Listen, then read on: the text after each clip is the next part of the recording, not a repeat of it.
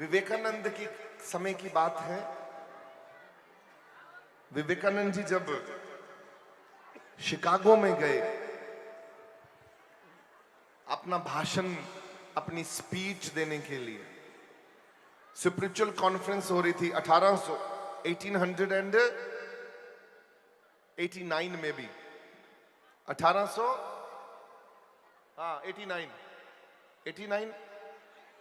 93 है। शब्द 1893 में जब उनको जाने का मौका मिला शिकागो में, देखिए मौका भी कैसे मिलता है।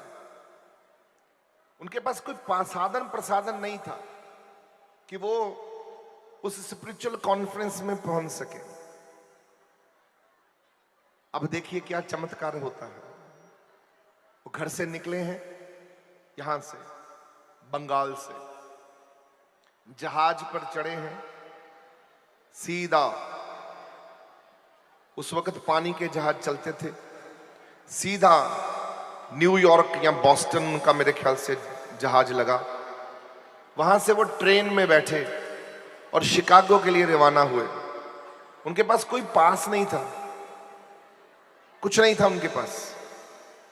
बस उनके पास एक ये शक्ति थी कि गुरु का मैंने नाम का डंका बजाना है। कहां? पूरी दुनिया में अपने गुरु का डंका। कहां? घर घर में बजाना है।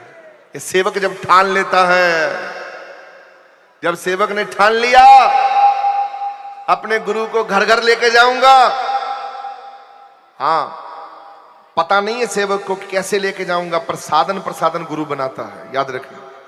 अभी चलाते जाओ आवाज, इतने रहने।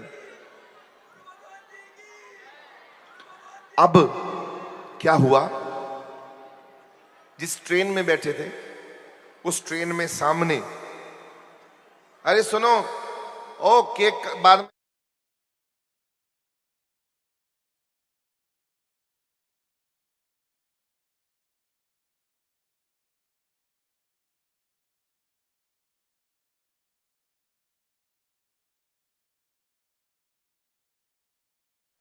जब वो निकले, पता ही नहीं था विवेकानंद को मैंने जाना कहां है, कैसे जाऊंगा, कौन लेके जाएगा। बस अपने गुरु पे भरोसा था कि गुरु का नाम लेके निकल पड़े, अपने आप साधन प्रसादन बनेंगे, गुरु अपने आप रास्ते खोलेगा। जिस ट्रेन में बैठे, दो शख्स आगे बैठे, एक गोरा एक गोरी, सामने अपनी सीट के बिल्कुल सामने ऐसे बैठ गए। इन्होंने बाना पहन रखा था साधुओं जैसा। इनके चेहरे पर तेज तप बहुत था, मोटी मोटी आंखें थी। इनको अंग्रेजी में बहुत एकदम जबरदस्त इनकी अंग्रेजी थी, डीप वॉइस थी। इन्होंने जब उससे बात करनी शुरू करी, उन्होंने पूछा कि आप कौन हो। अंग्रेजी में बात शुरू हुई। उन्होंने बोला मैं अपने गुरु का सेवक हूं, विवेकानंद मेरा नाम है। यहां कैसे? बातें हुई शुरू, तो शुरू हुई, पूरी चलता रहा, ट्रेन में आपस में बातें चलती रहीं। तो इन्होंने कहा कि मुझे मालूम नहीं है, मैं शिकागो में जा रहा हूं, पर मुझे मालूम नहीं मैंने कहां जाना है, कैसे पहुंचूंगा। मुझे अपने गुरु पे भरोसा है। I only have a full faith on my गुरु। मेरा गुरु मुझे लेके जा रहा है, मेरा गुरु ही वहां पहुंचाएगा, मुझे कुछ नहीं पता। गोरा सुनता रहा। जब ट्रेन रुकी, उसने अपना कार्ड निकाला और विवेकानंद जी को कहा साइन करके, you are most invited in the conference, now you are one of the invitees. हम तो आपको we welcome you in the conference. उसमें पूरा लिख के उनका नाम, मोस्ट वेलकम, और साइन करके उस पर अपना नाम है। तो उसको बोले, उनको बोले विवेकानंद जी आप कौन हैं? कहते नहीं आप जाइए, पहुंच जाइए, इस दफ्तर पे पहुंच जाइए। दफ्तर में जब पहुंचे, ऑफिस में, सामने वही गोरा बैठा हुआ था और वो था कॉन्फ्रेंस का चेयरमैन, उसी स्पिरिचुअल कॉन्फ्रेंस का। और उस कॉन्फ्रेंस में उन्होंने कार्ड देकर बकायदा उनका लिखा, आपको हम इनवाइट करते हैं और आप वहां पर आकर बोलिए, आपको हम बुलारे के रूप में चाहते कि आप बोलिए। आपकी बात सुनकर आनंद आ गया,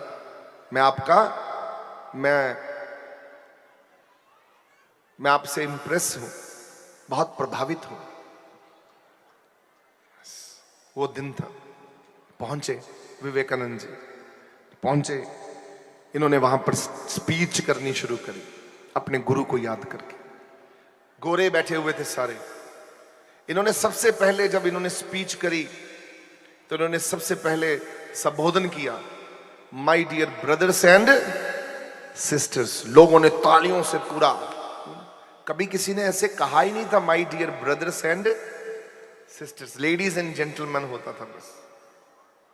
इन्होंने नया शब्द दे दिया शब्दावली में, my dear brothers and sisters. आहा, सारा गूंजा एकदम तालियों से। वहीं से इनकी बात शुरू हुई। बात करते करते एक गोरे ने, इनके अंदर इतनी ताकत थी, बोलते गए, लोग सुन रहे थे बड़े ध्यान से। एक आदमी भी उठ के पेशाब तक नहीं गया, वॉशरूम तक नहीं गया, ऐसे बैठे हुए थे चिपक के कि कोई स्पीच कहीं बीच में रह ना जाए। ऐसे ध्यान से सुन रहे थे और ये बोल रहे थे। एक गोरे ने पूछा कि हाँ आप बीच में, विवेकानंद जी से कहा, जी हमने सुना है कि इंडिया में लॉर्ड कृष्णा हुए हैं इंडिया में। वो जब बांसुरी बजाते थे, सुना है कि वो सब लोग पागल हो जाते थे उनकी बांसुरी से, पागल कर देते थे। चलो ये तो माना जा सकता कि आदमी को समझ आ रही है बांसुरी की। तो लिखा हुआ है कि गायें भी मस्त हो गई, पंछी भी मस्त हो गए, हंस भी मस्त हो गए, सब मस्त हैं, सब आनंद ले रहे हैं, किसी को अपनी सुध बुध नहीं, जो बज रहा है वो बस आनंद में है। ये समझ नहीं आया। तो ये मिथ्यासिक है, मिस्ट्री है, या ये सच में है। विवेकानंद जी ने कुछ नहीं कहा, चुप करके सुन लिया और अपनी भाषण करते रहे, अपनी बात करते रहे। करने के बाद बीच में एकदम विराम दिया, स्टॉप करके ना, चुप करके, रुक के, खामोश कर होके बोले तो उनको कुछ नहीं। तो उतर कर जैसे स्टेज से नीचे चले गए बोलते बोलते। सब लोग इतने जुड़ चुके थे उनके बोलने के, उनके साथ कनेक्शन इतना मजबूत हो चुका था।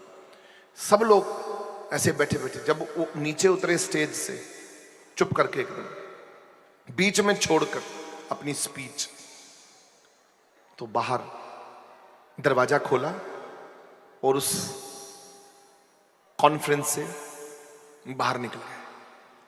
लोग बड़े एकदम से उत्सुक हो गए हैं, ये क्या हुआ, इन्होंने बीच में छोड़ दी स्पीच, क्या प्रॉब्लम हुई। एक गोरा, दूसरा गोरा, तीसरा गोरा, चौथा, लाइन लग गई बाहर जाने वालों की।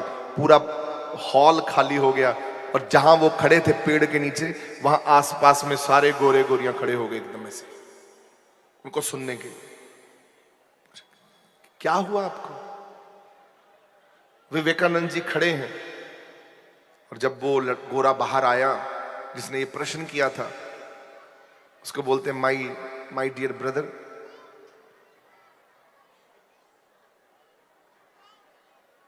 तुमने मेरे से पूछा था कि कृष्ण बांसुरी बजाते थे तो जानवर कैसे मस्त हो सकते हैं?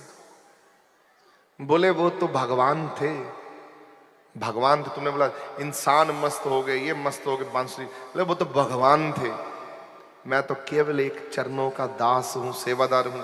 मैंने वहां खड़े होकर स्पीच करी, तुम इतने मस्त हो गए कि तुम मेरे पीछे पीछे पेड़ तक पहुंच गए। वो तो भगवान थे, वो तो कुछ भी कर सकते थे। ये प्रमाण है। प्रभु ये जो गीत हम लोग गाते हैं, बांसुरी उन्होंने बजानी छोड़ दी अपने गुरु के कहने से। कृष्ण जी 16 साल में जब अपने गुरु के पास गए तो गुरु जी ने उनसे कहा, कृष्णा तुम आज के बाद बांसुरी नहीं बजाओगे। कृष्ण बोले, सत्य वचन गुरु जी, मैं नहीं बजाऊंगा। पूछा भी नहीं क्यों, क्यों कारण कुछ पता नहीं। हाँ नहीं महाराज गुरु जी मैं नहीं बजाऊंगा, सत्य वचन। वो बांसुरी जाके राधा को दे आए थे। बस राधा वापिस जब गए, सखे सखियों से नहीं खेलना, किसी मिलना नहीं, वापस जाके राधा को बोले, राधा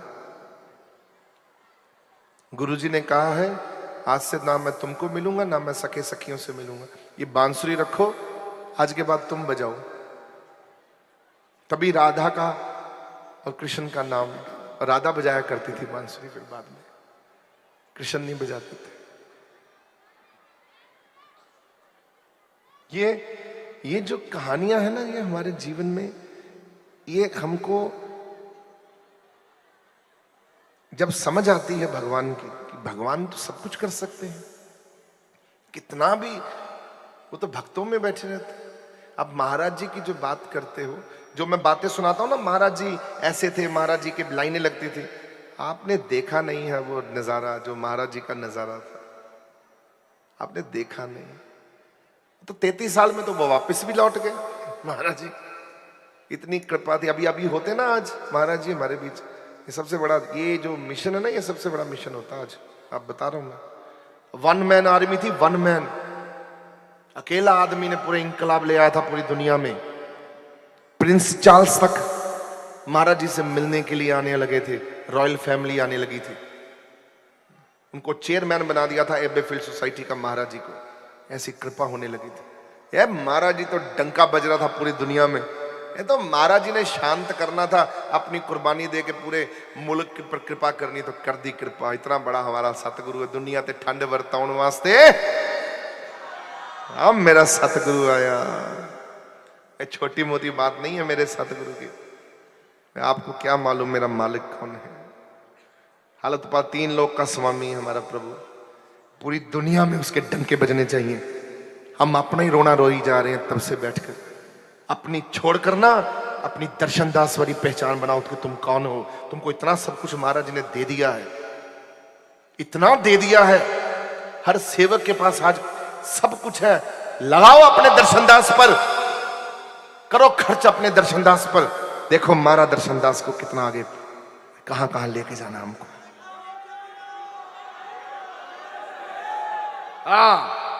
जोर से अमर रहे, अमर रहे।